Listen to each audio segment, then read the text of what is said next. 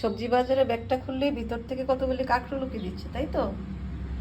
আর সেই কাঁকরোলগুলিকে ভাজা করে খেতে খেতে জিভ যেন একেবারে পচে যাচ্ছে। কিন্তু আমার সাথে কিন্তু এমনটা হয় না। চলুন কাঁকরোল দিয়ে আজকে একটু অন্যরকম একটা সবজি রান্নার চেষ্টা করি, যাতে মুখের টেস্টটা একটু বদলায়। কাঁকরোলকে ভাজার জন্য আমরা যেরকমভাবে কাটি ঠিক সেমভাবে কেটে আমি ভালোভাবে ধুয়ে নিচ্ছি। বেশ লাল লাল করে কয়েক টুকরা মাছ ভেজে নিলাম। এখন এগুলোকে নামিয়ে নেব। এটার মধ্যেই লবণ হলুদ মাখিয়ে রাখা কাঁকরোলগুলো আমি ঢেলে দিচ্ছি। কাঁকরোলগুলিকে ঢেকে ভাজবো না, এরকমভাবে নর্মালি আমরা যেরকম ভাজি সেরকমভাবে ভাজবো, কিন্তু ভাজবো না। এগুলি যাতে পরে সবজিতে সিদ্ধ হয় সেরকমভাবে শুধু ফ্রাই করে নেব। কাঁকরোলগুলিকে 2 পিঠ নেড়ে চেড়ে বেশ একটা স্মোকি ফ্লেভার আসা পর্যন্ত ভালোভাবে ভেজে নিয়েছি। এখন আমি ভাজা কাঁকরোলগুলিকে উঠিয়ে নেব। তেল দিয়ে দিচ্ছি। তেলটা বেশ গরম হয়ে গেছে। এখন আমি ফোড়নের জন্য দিয়ে দিচ্ছি একদম অল্প একটু পেঁয়াজ। ছোট একটা পেঁয়াজের অর্ধেকটা আমি একদম মিহি করে কেটে নিয়েছি। এখন পেঁয়াজটাকে আমি ভালোভাবে ভেজে নেব।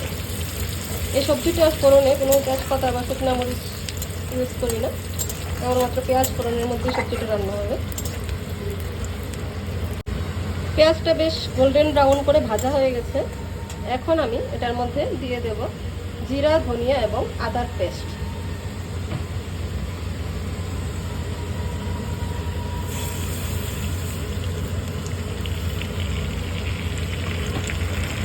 সামান্য একটু লবণ দিয়ে দেব, আর দেব হলুদ গুঁড়া।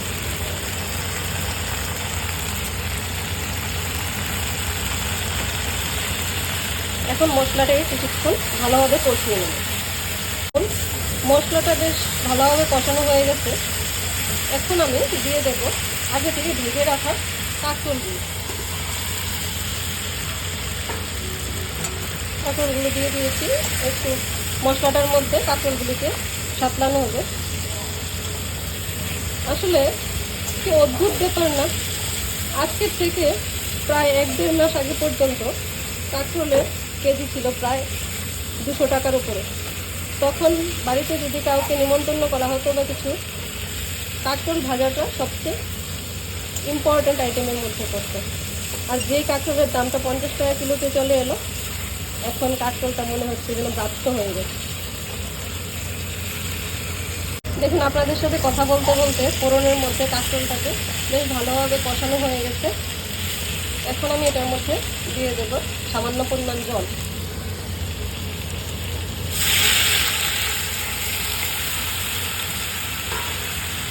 একটু নেড়ে চেড়ে নিচ্ছি, তারপর ঢাকা দিয়ে দেব। সবজিটাতে জল দেওয়ার পর আমি কিছুক্ষণ রেখে দিয়েছিলাম। দেখুন আস্তে আস্তে এখন ফুটতে শুরু করেছে। এই পর্যায়ে আমি আগে থেকে যে মাছগুলি ভেজে রেখেছি সেই মাছগুলি ঝোলটার মধ্যে দিয়ে দেব। যেটা বলছিলাম, যে কাঁকরোলটা 200 টাকা কেজি ছিল, সেই কাঁকরোলটা এখন হয়ে গেছে 50 টাকা কেজি। তো আগে যখন 200 টাকা কেজি ছিল তখন কাঁকরোলের যেই গুরুত্বটা আমাদের কাছে ছিল, এখন হয়তো বা 50 টাকা কিলো বলে কাঁকরোলের সেই গুরুত্বটা আমাদের কাছে নেই। দামটা কমে গেছে কারণ কাঁকরোল তো বাজারে প্রচণ্ডভাবে অ্যাভেলেবেল হয়ে গেছে। যেহেতু অ্যাভেলেবেল হয়ে গেছে সেই জন্যই দামটা কমে গেছে। আসলে কাঁকরোলের টেস্ট বা তার টেক্সচার কোনো কিছুই চেঞ্জ হয়নি। আমাদের জীবনটাও আসলে এরকমই।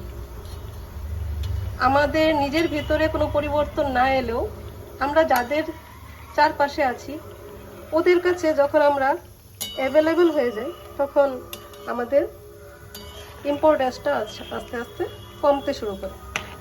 তাই কাঁকরোলটাকে যেরকমভাবে একটু ভিন্ন স্বাদ দেওয়ার চেষ্টা করলাম, আমরা আমাদের চারপাশের যে মানুষগুলির সাথে আছি ওদের সাথে আমাদের যে সম্পর্কটা আছে সেটাকে প্রত্যেক দিন নতুনভাবে চেনার চেষ্টা করতে হবে।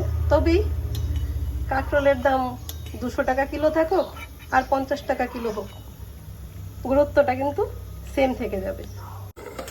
সবজিটাকে আমি 5 মিনিটের মতো ঢাকা দিয়ে রেখেছিলাম। দেখুন একেবারে টকবক করে ফুটতে শুরু করেছে, আর কাঁকরোলগুলিও এই দেখুন একেবারে সফট হয়ে সিদ্ধ হয়ে গেছে। তো আমি এখন গ্যাসের ফ্লেমটাকে অফ করে দেব। ভিন্ন স্বাদের কাঁকরোলের এই রেসিপিটা একেবারেই রেডি। তো আপনারাও যদি কাঁকরোলের ভাজা খেতে খেতে হাঁপিয়ে উঠে থাকেন, অবশ্যই এই রেসিপিটাকে ট্রাই করে দেখবেন। ধন্যবাদ।